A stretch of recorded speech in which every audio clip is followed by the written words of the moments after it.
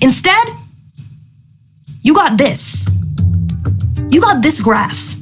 Now, if we take a really close look at this graph, there's something that we can notice right off the bat, and it's subtle. It's subtle, so you may not be able to pick it up right away, but if you look very closely at this graph, you will begin to notice that it makes no fucking sense. It makes no sense. None of it. So, for example, time being equal to money. We'll get a little bit more into this a bit later, so make sure that you stay until the end. But there's a very clear and concise explanation for why she uses this exact explanation to try and get you to buy her coin. Time equaling money. What is that about? We'll get into it a little bit later. But let's go ahead and put this graph away because it's nonsense. For now, what I'd instead like to show you is a different graph.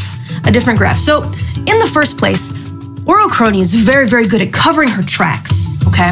So, recently, you've been hearing her say things like, "To the moon!" Such rhetoric is very common in the yum-yum space.